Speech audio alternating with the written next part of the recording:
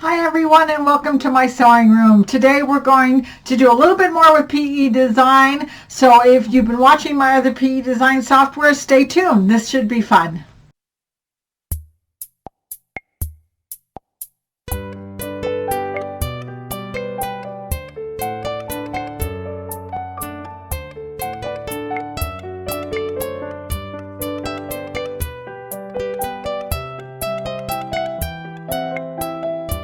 Okay, so I've been trying to do a little bit more with the PE design software because I've had a lot of people who have been responding to my lessons. And I also want to maybe in a week or so come back and answer some of the questions that some of you have been answering. So if you have more questions about PE design, please go ahead and ask them. And I'm going to address as many questions as I possibly can. But today what I want to do is we have not really looked into the photo stitch. And photo stitch is something that I've loved doing ever since I first got PE design version 5. I've done several of my grandchildren, and I even did a blanket probably about 10 years ago of all the moms with the people that I worked with. I wish I had a picture of it, but I couldn't find one to show it to you. But I am going to do one of my granddaughter today, the one who just graduated from high school, and I'm going to split it so you can see some of the tricks to making a design even bigger than what your largest hoop can do. So let's go to the software and get started. Okay, so first thing that we're going to do is we are going to open PE Design 11, and I have layout and editing open here, and I want to change the size of my hoop. So I know that I'm going to make this at least 3 hoopings to make a nice big picture. So I'm going to come up here and click on the flower in the corner, and then come down here where it says Design Settings. And we usually have this clicked and you have all the different hoops to choose from. And I have a Stellaire, so I could do the 9.5 by 14, which right now I can't seem to find. Yeah, 9.5 by 14, which would be a nice size hoop. But I'm not going to do that. I'm going to come down here to custom size and click on custom size. Now this is the hoop that I want to use, so I'm going to make my 9.5 by 14. Which is, let's see where that is, 9.5 by 14 is that one right there. And you can see you have 2 red squares here that show 2 hoopings, but I want to change the workspace here. So that's where you change this custom size. So I can make it wider like this and make it 2 hoopings. I'm going to make it 3 hoopings just to make sure that it is big enough, but I don't want to fill the whole space just because I've seen it where it'll switch to 4 if I get crazy. So I'm going to make it 3 about halfway through the third one, and then I'm going to move it this way. Whoops, wrong way. Move it this way. So we have about 3 hoopings there. That looks pretty good. I'm going to say okay. Now I'm going to bring my picture in. So let's go to Image, Open from File. And I have this picture here of my granddaughter. This is her senior picture. And you can see it's going the wrong way. But up here, when you're in Image, you have rotate right and rotate left. If you go home and try and rotate flip, it's not going to do anything because it's looking for an embroidery design. So we have to be in the image file, and then we have to hit rotate right, and it'll rotate it. So this is got going right down the middle of her eyes. I don't want it to do that. I want it to come down here. So first thing I'm going to do is I'm going to move it this way just a little bit. And then what I'm going to do is, if I'm in the image, you have a new setting because you've got this set for 3 hoopings that says hoop settings. It's not there if you don't have it set for 3 hoopings. Hoop settings, move sections. I get these 2 little red marks here, and I can literally move this to change where it's going to split this picture. So I want it to split the picture down here under her chin. And it'll move this part too, which is probably one of the reasons why all of a sudden I end up with a fourth hooping when I do that. But we're going to move it down here, and that moves this one down here, and it'll split it right here. So that's going to be split the way I want it to. One of the things I've learned that I didn't know before is you have to turn the move sections off so it's not orange anymore before you go back to image. Otherwise, it won't let you hit the photo stitch.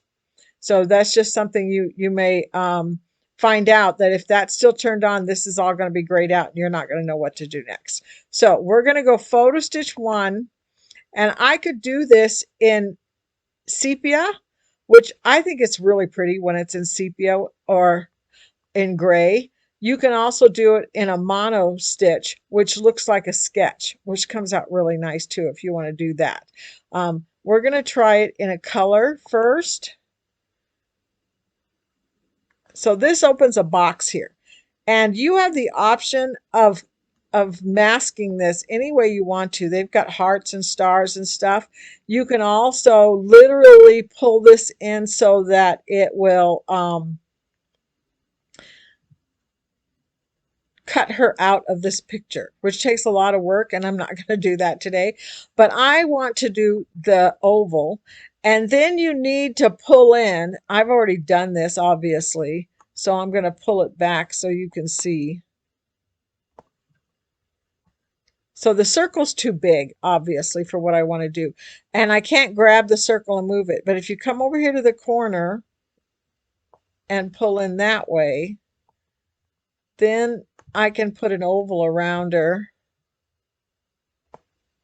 where I want it to go. Let's see, let's pull it back just a little bit so I get some of that. That might be a little bit too close of an oval.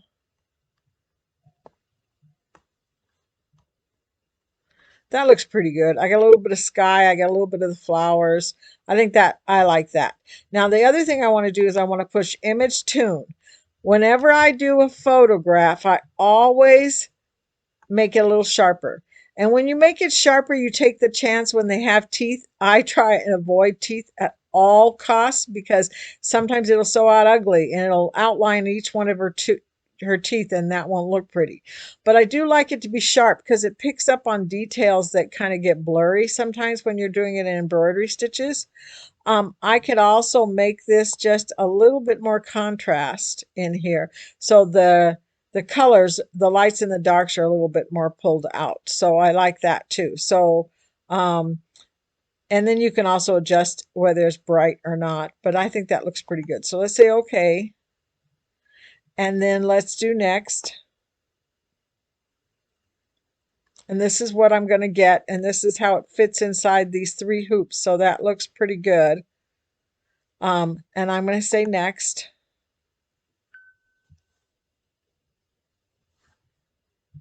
And this is the part that takes a little bit of time because it is literally trying to pull stitches. Oh, that worked really fast. I'm amazed. Okay, so this is what my picture is going to look like. I really like that. But usually it's going to default to Brother. Brother has only like 62 colors, which is not going to do a good photo stitch. So change it to something else like Floriani or Isacord. Mine says Floriani. I usually make it 16 colors just because I learned a long time ago that 16 colors works really good for photo stitches, and I've been doing them for years and years. I had an artist once tell me there's about 16 colors in the color wheel, so that works really good. And then I'm going to make it just a little bit more fine, and I'm going to bring the run pitch down to 10.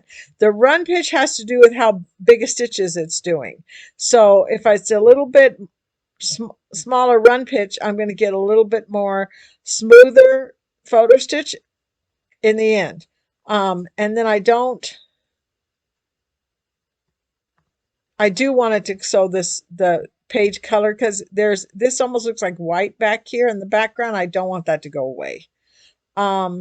So I think I'm pretty good. Now you could, at this point, you could say, well, first let's hit update preview, see if it changes. It doesn't look like it changed, but I'm still going to leave it at 16. I think that looks pretty good. Now you could hit select from candidates at this point, and it's going to show you, oh my gosh, these are terrible. It just is not giving me a good image of what it's going to look like. Huh, that's interesting.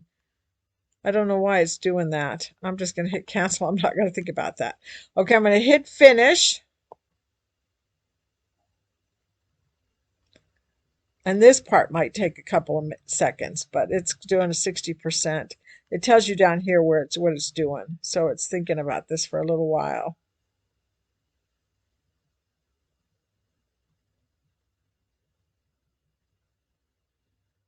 Dun dun dun dun dun dun dun dun dun dun dun dun dun dun.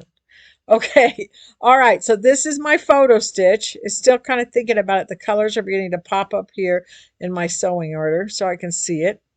That looks pretty good. But I want to double check to make sure that this still split where I wanted it to split to make sure that it came out right. So if I come up here to this part right up here and I go to my, oh wait, before I do this, see I still have the black boxes around here and it's selected. I want to deselect it so it's not selected. So now let's go up here and go to design property. And these are the colors that it's showing me. So, but up here where it says about hoop position 1 through 3, let's hit next and see. I'm going to move this out of the way a little bit.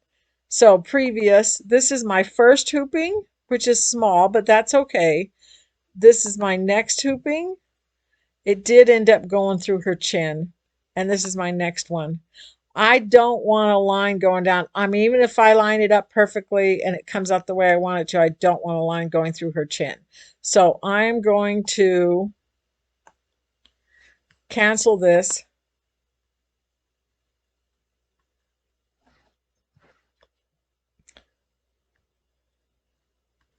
And click on the picture and I'm going to move it up towards the top of this quilt, just this hooping right here, just a little bit more, which may make this last hooping down here irrelevant, but I don't want it going through her chin. So now I'm going to go deselect it, design properties, next. Here, I'll move this out of the way so we can see. There's a little teeny tiny hooping there. There's that part there. And there's her chin right there. So most of the time when you do a photo stitch, especially something like this that has a lot going on, you can't see that line. It's practically invisible. But I really don't want it to go through her face. So I think that's going to make me a lot happier. I'm going to like what I end up with. I've got 3 hoopings there. And the last one is really small, but that's okay. I don't mind it. So I think we did a pretty good job with this. I'm going to hit cancel.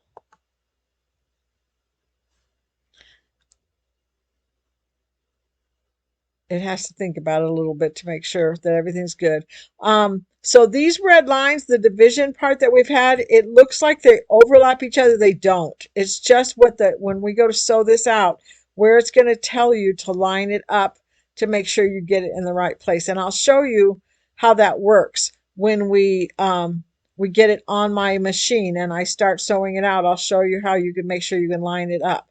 But let's go ahead and save this and then go to the sewing machine and start sewing it out and see what we end up with.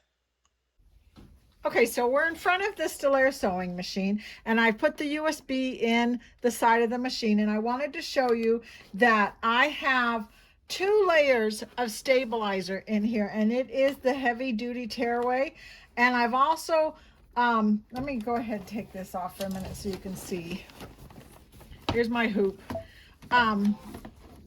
I've also covered my white fabric with some fusible woven, and there's a couple of different companies that do kind of a fusible woven. This one is always ESD, and whenever I do a quilting cotton, I put a fusible woven on the back because it makes it a little bit stiffer. Even if you starch it, the fusible woven works really good. I think I've mentioned it to you before.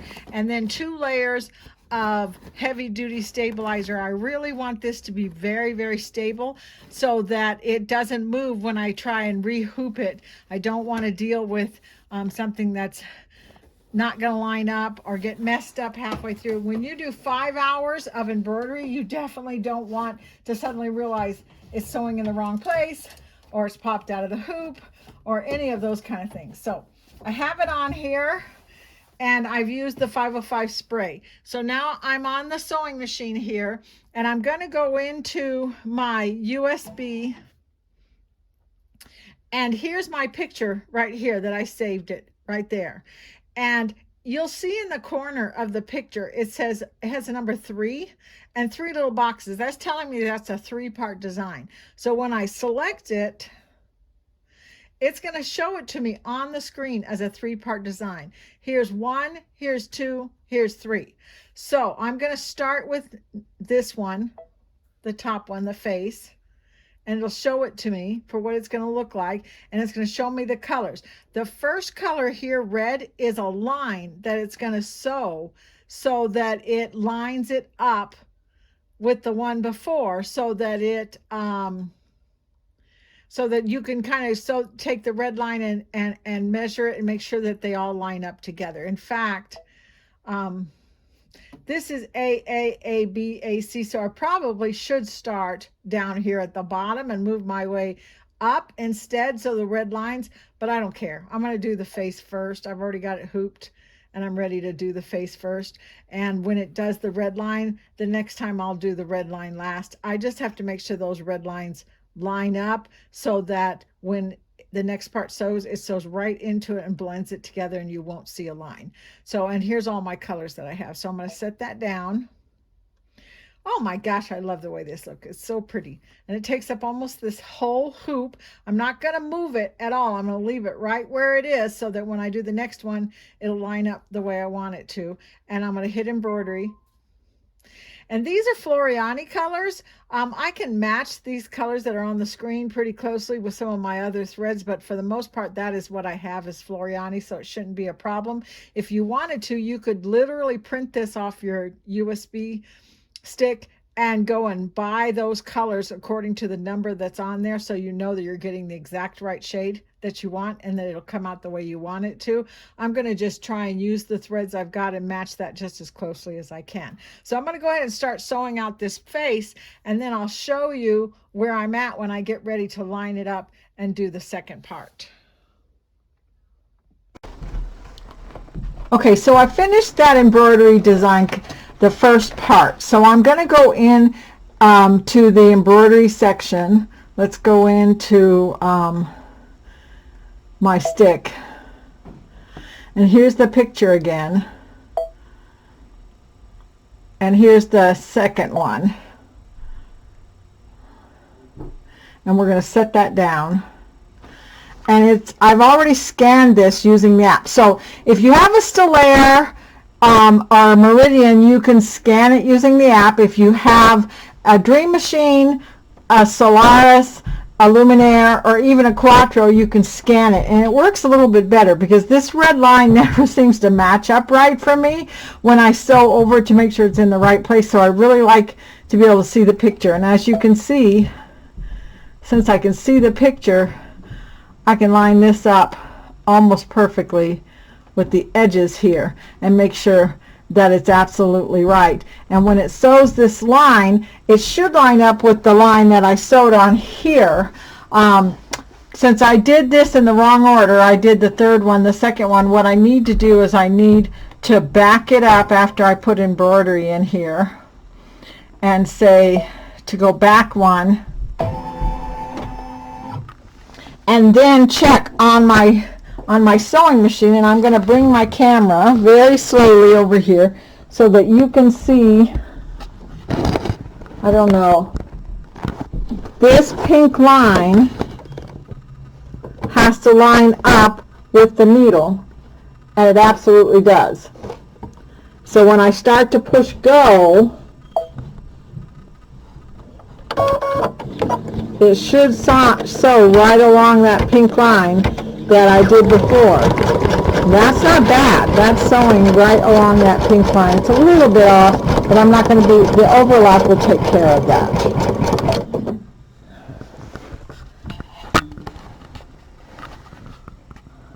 So hopefully I haven't made everybody dizzy by moving that. But I like the way it looks here, connected with the part that I've already sewn. So I'm going to go ahead and finish sewing this out, and then I'll show you what my photo stitch looks like all finished.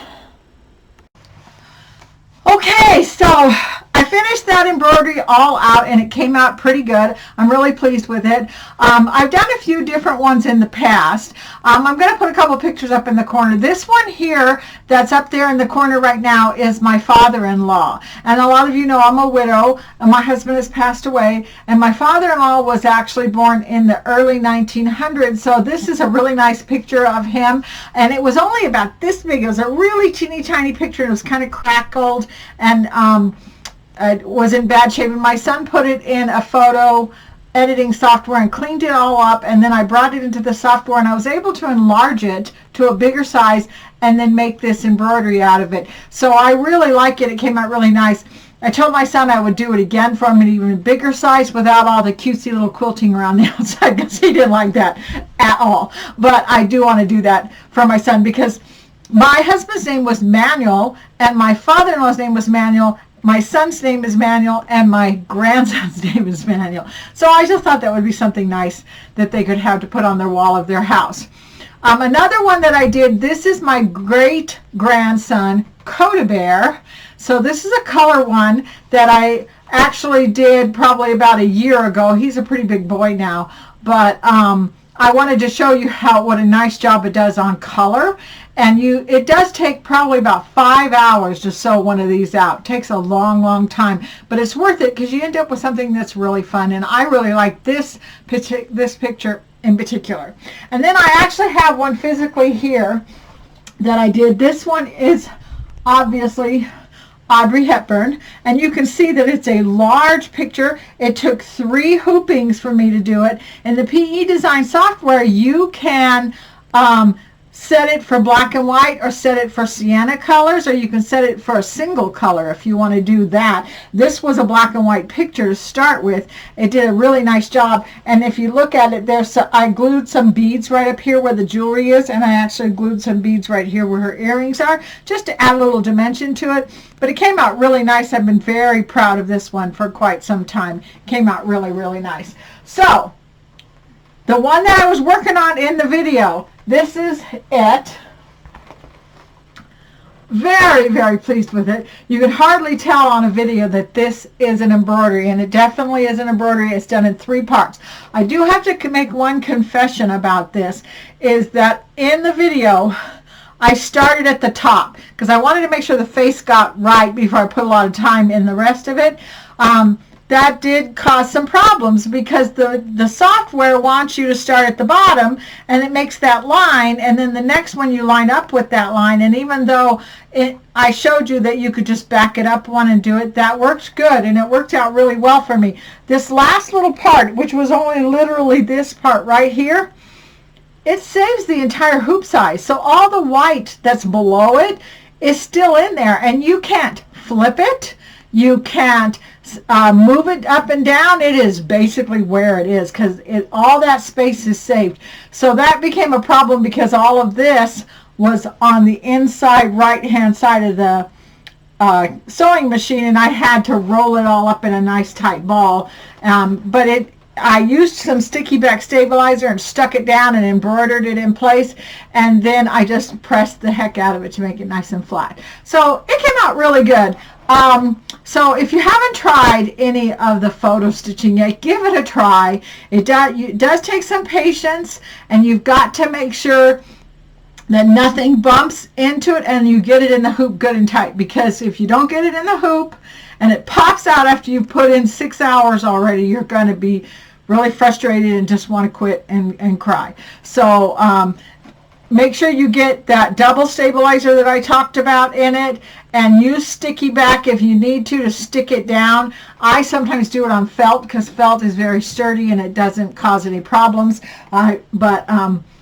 So this is my project, and I hope you enjoyed learning a little bit about it. And as I said before, in about a week, I'll come back and I'll try and answer some questions about PE design software. If you've got them, go ahead and make comments, ask questions, and I'll try to address as many of them as I possibly can. In the meantime, I hope you have a great week. Father's Day is coming up this weekend, so I hope you guys have a really good Father's Day, and I'll see you next time. Bye-bye.